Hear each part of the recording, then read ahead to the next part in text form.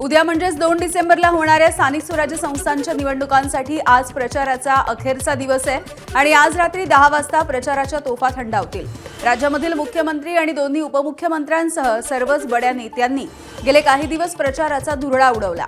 आजही मुख्यमंत्री फडणवीस हे संभाजीनगर, पुणे, नाशिक, अहिल्यानगर आणि बीडमध्ये सभा घेणार आहेत, तर उपमुख्यमंत्री एकनाथ शिंदे यांच्या नाशिकच्या त्र्यंबकेश्वर आणि संभाजीनगरमध्ये, त्यासोबतच अजित पवार यांच्या पुणे जिल्ह्यासह नाशिकच्या भगूर या ठिकाणी देखील सभा होणार आहे। एकीकडे राज्यभरामध्ये उद्या नगरपालिका आणि नगरपंचायतीच्या निवडणुकांसाठी मतदान होईल, मात्र राज्यामधील नगराध्यक्ष पदासाठीच्या 22 ठिकाणाच्या निवडणुका पुढे ढकलण्यात आलेल्या आहेत। न्यायालयीन प्रक्रियेमुळे या निवडणुका लांबणीवरती पडल्याची माहिती मिळते, पण गेल्या 2 आठवड्यापासून जिथे प्रचाराचा धुरळा उडत होता तिथे अचानकपणे निवडणूक लांबल्यामुळे कार्यकर्ते आणि उमेदवारांचा उत्साह मावळलाय। या निर्णयावरती मुख्यमंत्री देवेंद्र फडणवीस यांनी आक्षेप घेतलाय। निवडणुका पुढे ढकलणं हे चुकीचं आहे, माझ्या अभ्यासानुसार निवडणुका पुढे ढकलता येत नाहीत असं देखील मुख्यमंत्र्यांनी म्हटलंय। निवडणूक आयोगाने कायद्याचा चुकीचा अर्थ लावलेला आहे। या निवडणुका रद्द करणं हे अत्यंत चुकीचं आहे। अशा पद्धतीने तर प्रत्येक वेळी कोणीही कोर्टात जाईल आणि मग निवडणूक पोस्टपोन होईल असं कधीच आजपर्यंत झालेलं नाही।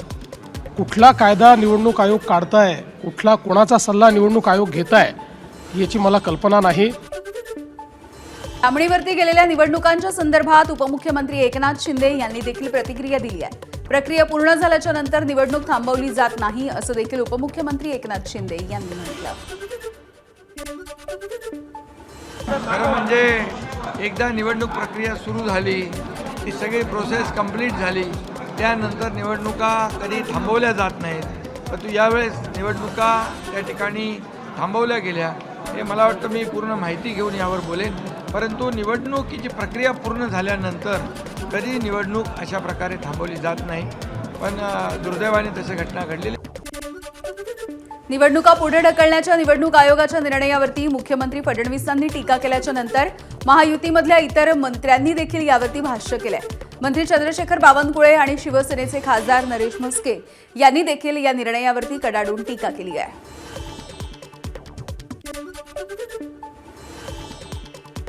बरोबर आहे की ज्या पद्धतीचं निवडणूक आयोगाने शेवटच्या अत्यंत 24 तास पूर्वी 48 तास पूर्वी असे निर्णय घ्यायचे हे अनाकलनीय आहे।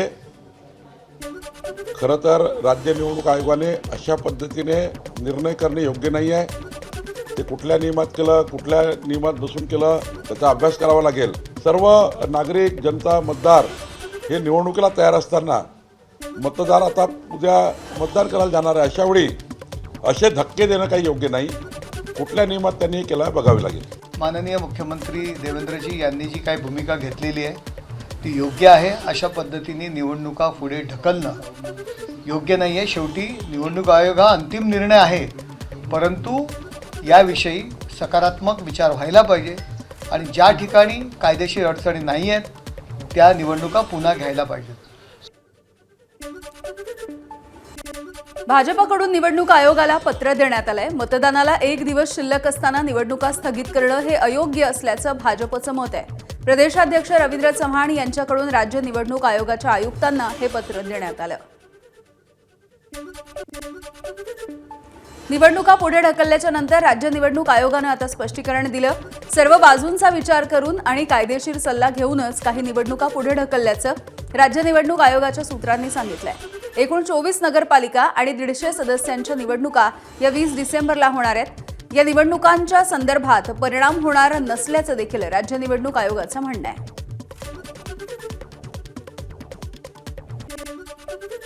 महापालिका निवडणुकीमध्ये महायुतीला फटका बसू नये म्हणून दिल्लीमधून देखील हालचाली सुरू असल्याची चर्चा होतीये। स्थानिक निवडणुकांमध्ये भाजप आणि शिवसेना या मित्रपक्षामधला वाद पार चव्हाट्यावरती आल्याचं चित्र देखील दिसतंय आणि यामुळे दिल्लीमधले नेते मध्यस्थी करतील अशी माहिती सूत्रांनी दिली। दोन्ही पक्षांमधल्या नेत्यांचे वाद आणि संघर्ष हा चव्हाट्यावरती आलाय, त्यामुळे दिल्लीश्वर यामध्ये काय नेमका तोडगा काढणार हे बघणं महत्त्वाचं असेल। संभाजीनगरमध्ये प्रचारासाठी आलेले मुख्यमंत्री फडणवीस आणि उपमुख्यमंत्री शिंदे हे एकाच हॉटेलमध्ये मुक्कामी होते. मात्र दोन्ही नेते एकमेकांना भेटले देखील नाहीत. त्यामुळे विविध राजकीय प्रतिक्रिया उमटायला सुरुवात झाली आहे. यावरती आता खुद्द मुख्यमंत्री आणि उपमुख्यमंत्री एकनाथ शिंदे यांनी स्पष्टीकरण दिलेलं आहे.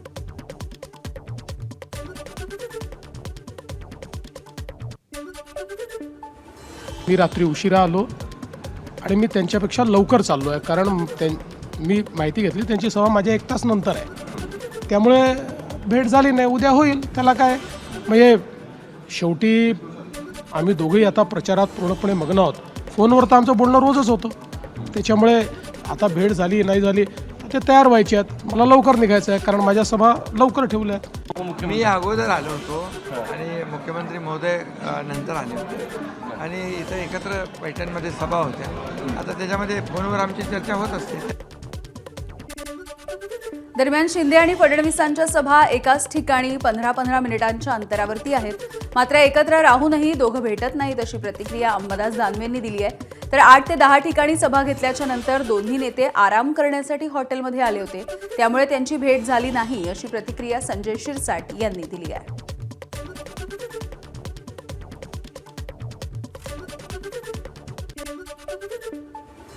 एकाच हॉटेलमध्ये एक खाली आणि एक वर, म्हणजे मजल्यावर. याचा अर्थ वेगळा नाही. एकमेकांशी भेटसुद्धा नाही. आता व्यस्तता असेल असं त्यांचं मत असू शकतं. सभाही एकाच ठिकाणी त्यांच्या आज होत आहेत, एकाच वेळेस होत आहेत. 5, 10, 15 मिनिटाचा फरक आहे फक्त. एकत्रित येणं याला आम्ही जास्त महत्त्व देत नाही. आता रात्री ते या हॉटेलमध्ये आले. 8-8 सभा 10-10 सभा हे नेते लोक घेतात आणि आल्याबरोबर थोडासा रेस्ट पाहिजे आणि आपण सकाळी भेटूया अशा भावनेतून फक्त त्यांची भेट झालेली नाही.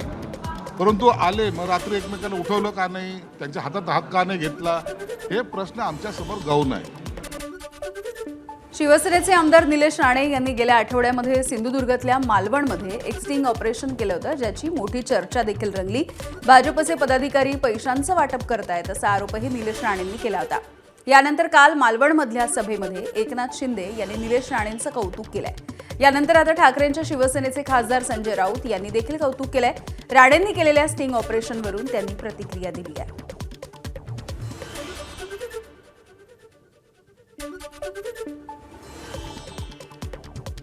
पण कोकणामधल्या एका भागामध्ये आमदार राणे, निलेश राणे यांनी कसे पैसे येतात, कसं पैशाचं वाटप होतं यावरती प्रकाश पाडला असेल तर निवडणूक आयोगानं त्यांची दखल घेण्याऐवजी त्यांच्यावर गुन्हा दाखल करणं हे काय मला योग्य वाटत नाही. तर या सगळ्या प्रकरणावरती आता मुख्यमंत्र्यांनी देखील प्रतिक्रिया दिली. कोकणामधला राणे विरुद्ध राणे हा संघर्ष अयोग्य आहे असं मुख्यमंत्र्यांचं म्हणणं आहे.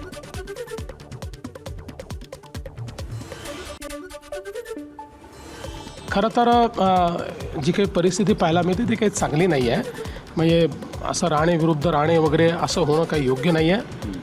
निश्चितपणे या निवडणुकीनंतर या संदर्भात एक मला असं वाटतं की आत्मचिंतन आम्हाला सर्वांना केलं पाहिजे. निलेश राणेंच्या बालेकिल्ल्यामध्ये मंत्री आशिष शेलार यांची सभा पार पडली. यावेळेला शेलार यांनी भाषणामधून निलेश राणे यांचा खरपूस समाचार देखील घेतलाय. आम्ही मालवणची ओळख जगासमोर मांडतोय, मात्र काही लोक मालवणला बदनाम करतायत असा आरोपही आशिष शेलार यांनी निलेश राणेंवरती केलाय. यासोबतच रवींद्र चव्हाणांवरती केलेले खोटे आरोप भाजप कधीही सहन करणार नाही असंही शेलार म्हणाले. मालवणमध्ये राजकीय वस्त्रहरण सध्या सुरू आहे.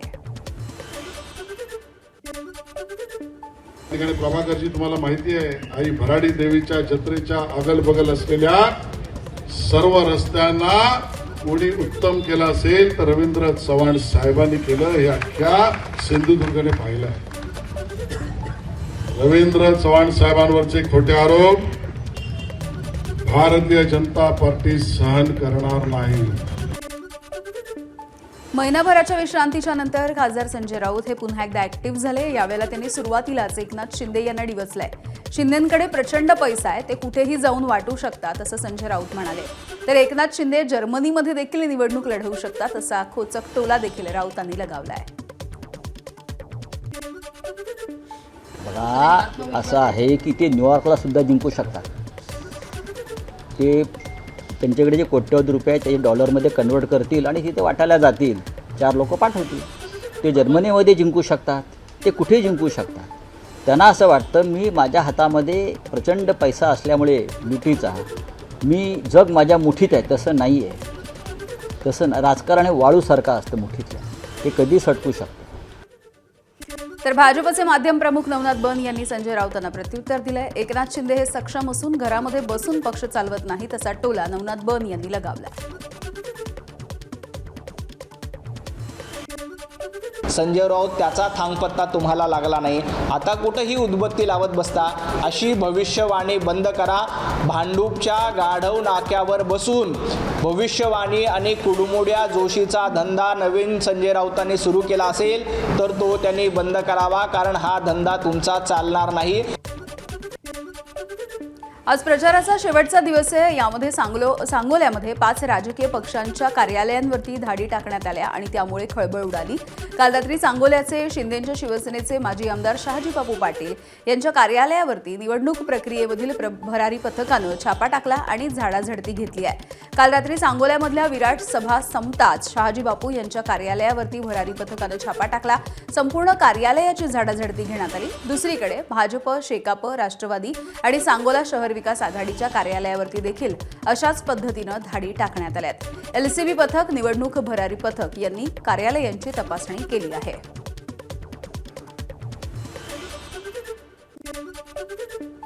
दरम्यान सांगोल्यामधल्या छापेमारीच्या नंतर देवेंद्र फडणवीस या छापेमारीच्या मागे नाही आहेत, अशी प्रतिक्रिया शहाजी बापू पाटील यांनी दिली आहे. माजी आमदार दीपक साळुंखे यांनी षडयंत्र करून ही कारवाई केल्याचा गंभीर आरोपही शहाजी बापू पाटील यांनी केला आहे. सरळच आरोप आहे दीपक साळुंकेचा. बुद्धिमत्ता जयाभाऊ गोरे ती दीपक साळुंके सांगेल तसं ऐकायला लागला आणि सगळे बिघडायला लागले. माझं स्वराचा जिल्हा बिघडणार आहे आणि भाजपला दीपक असंघाशी संघ. दीपक साळुंकेच्या सहवासाचे परिणाम भाजपला दिसून येतील. येऊ द्या, येणारच त्या सार्वत्रिक निवडणुका. असू द्या, तुमचं कळलं तुम्हाला असा वागण्याचे परिणाम काय आहे. तर याचवरती आता माजी आमदार दीपक साळुंखे यांनी देखील प्रतिक्रिया दिलेली आहे. शहाजी बापूंची ही नाटक कंपनी असून त्यांना निवडणुकीमध्ये कांगावा करण्याची सवय आहे, असं दीपक साळुंखे म्हणाले.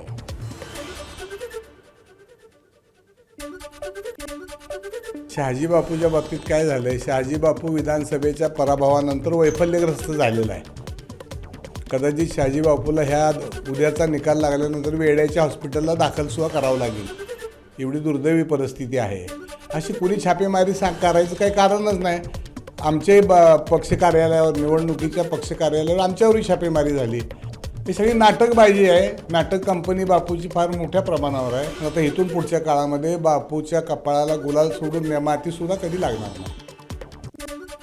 दरम्यान यावरती मुख्यमंत्री देवेंद्र फडणवीस यांनी देखील प्रतिक्रिया दिली आहे. सत्ता आहे की नाही यावरून धाड ठरत नसते, माझी गाडी देखील तपासली जाते, असं मुख्यमंत्र्यांनी म्हटलंय.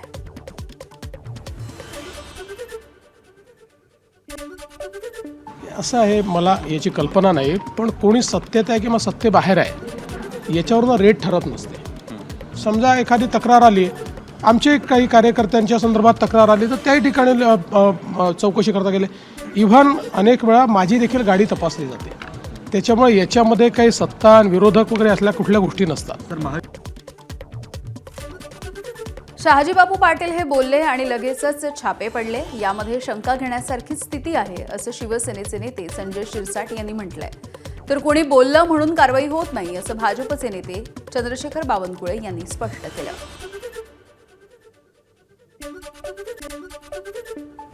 शहाजी बापूंनी 2 दिवसापूर्वी जे काही स्टेटमेंट दिलं त्यानंतर झालेली कारवाई यावर शंका घेण्यासारखं निश्चित आहे.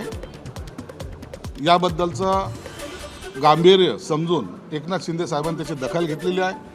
निश्चित ते वरिष्ठ पातळीवर यावर बोलले असतील, परंतु झालेली तातडीची कारवाई मला वाटतं ती योग्य नव्हती. कोणीतरी तक्रार करतं, आयोगाला आपलं काम करावं लागतं, हे काही जाणीवपूर्वक होत नाही.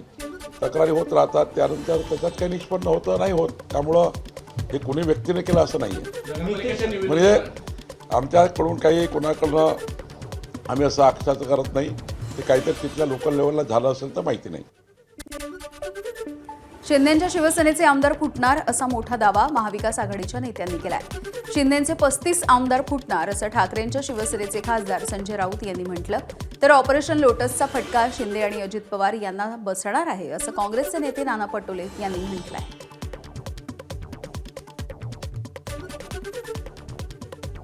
मी हे तुम्हाला आता सांगत नाही, गेले वर्षभर सांगतो यांचे 35 आमदार फुटणार आहे. ज्या पद्धतीनं त्यांनी शिवसेनेच्या बाबतीमध्ये गुप्त ऑपरेशन तेव्हा केलं आणि आमचे आमदार, तीच पद्धत त्याच पद्धतीनं आता शिंद्यांचे आमदार फोडण्याचं काम अगदी व्यवस्थित सुरू आहे. बीजेपी ऑपरेशन कमळ करायला निघालेली आहे. त्याला लोटस असा शब्द वापरतात, ते गोंडस शब्द. आणि सेनेचे आमदार, सेनेतले लोक आणि वेळ आली तर अजित पवारांची लोक हे बीजेपीत घ्यायचं त्यांचा प्रकार सुरू झालेला आहे. तर लवकरच काँग्रेसमध्येच मोठी फूट पडेल असा दावा महसूल मंत्री चंद्रशेखर बावनकुळे यांनी केला. पुढच्या काळामध्ये काँग्रेस पार्टीचे अनेक लोकप्रतिनिधी हे भारतीय जनता पार्टीमध्ये येतील अशी मोठी यादी भाजपाकडे या ठिकाणी लोकांनी दिलेली आहे. निवडणुकीतील आम्हाला खूप लोक भेटले, आम्हाला भाजपमध्ये यायचं आहे, भाजपमध्ये यायचं आहे, भाजपमध्ये यायचं आहे. आम्ही त्यांना म्हटलं की बाबा 2 तारखेनंतर आपण चर्चा करू. धाराशिवमधल्या परांडा नगर परिषदेच्या निवडणुकीचा प्रचार अंतिम टप्प्यामध्ये असताना जादूटोण्याचा एक अत्यंत धक्कादायक आणि तितकाच गंभीर असा प्रकार उघडकीस आलाय. शहरामधल्या एका प्रार्थना स्थळामध्ये प्रमुख उमेदवारांच्या छायाचित्रांचा वापर करून जादूटोणा करण्यात आल्याचं निदर्शनास आलंय. जनशक्ती नगरविकास आघाडीच्या उमेदवारासह समर्थक नेत्यांच्या फोटोला सुया आणि दाभण टोचून काळ्या कपड्यांमध्ये बांधून ठेवण्यात आलेलं होतं. दरम्यान कितीही सुया जरी टोचल्या तरी देखील फरक पडणार नाही, जनता तुमच्या त्रासाला कंटाळून गेली आहे अशी टीका ठाकरे गटाकडून करण्यात आली आहे. यावरती ठरवून केलेल्या माणसाला याची माहिती असते, याची चौकशी करा अशी मागणी शिवसेनेचे उमेदवार जाकीर सौदागर यांनी केली.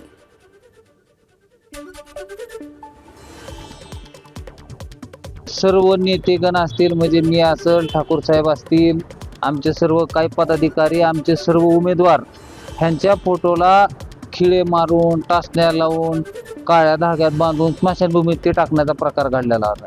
आणि अशा प्रकारे आम्ही अंधश्रद्धाला मानणारे लोक नाही आहेत. आणि अशा पद्धतीनं तुम्ही किती जरी आमच्या फोटोला खिळे मारले, आम्हाला टाचण्या टोचवल्या, तरी जनता ही तुमच्या त्रासाला कंटाळलेली आहे आणि मताच्या रूपानं तुम्हाला टाचण्या खिळे मारल्याशिवाय राहणार.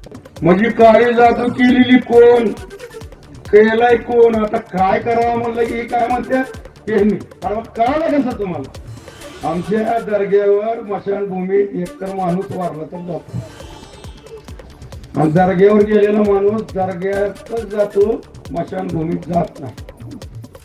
खरंय खोटंही आज बघ अचानक दिसलं का जायला, ठरवून केलेलं आहे. ठरवून केलेल्या माणसाला माहित असतो की तिथं काय झालेलं. उपमुख्यमंत्री अजित पवार यांनी एका सभेच्या दरम्यान आपल्या कार्यकर्त्याची चांगलीच फिरकी घेतली आहे. माझं इथे टक्कल पडलंय आणि हे मला शिकवतंय असं अजित पवार म्हणाले. पुण्याच्या राजगुरुनगर इथल्या प्रचार सभेच्या वेळेला त्यांनी कार्यकर्त्यांना संबोधित केलंय.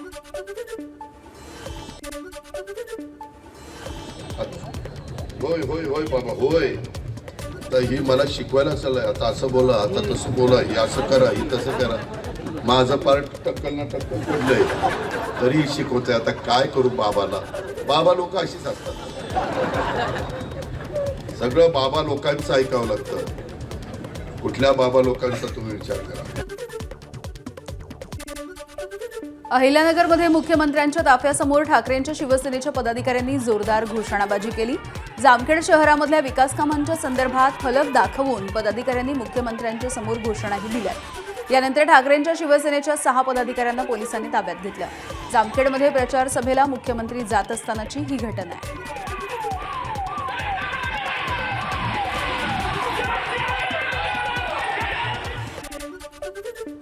चंद्रपूर जिल्ह्यामधल्या मूल शहरामध्ये एका काँग्रेसच्या उमेदवाराच्या प्रचार रॅलीमध्ये नृत्यांगना गौतमी पाटील हिनं हजेरी लावली. काँग्रेसच्या उमेदवार एकता समर्थ यांच्यासाठी गौतमीनं रोड शो केला.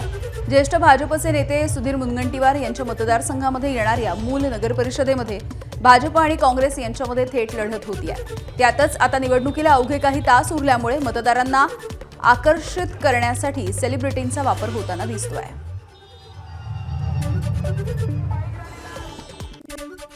एकनाथ शिंदे, अजित पवार यांच्यासह इतर नेत्यांना प्रलोभनं देणारी वक्तव्य भोवणार असल्याची माहिती सूत्रांनी दिली आहे. 20 नेत्यांच्या वक्तव्यांची निवडणूक आयोगानं दखल घेतल्याची माहिती मिळते. नेत्यांनी ज्या ठिकाणी वक्तव्य केली त्या ठिकाणच्या जिल्हाधिकाऱ्यांकडून तात्काळ अहवाल मागवला जातो आहे. या संदर्भातली माहिती निवडणूक आयोगामधल्या विश्वसनीय सूत्रांनी देखील दिली आहे.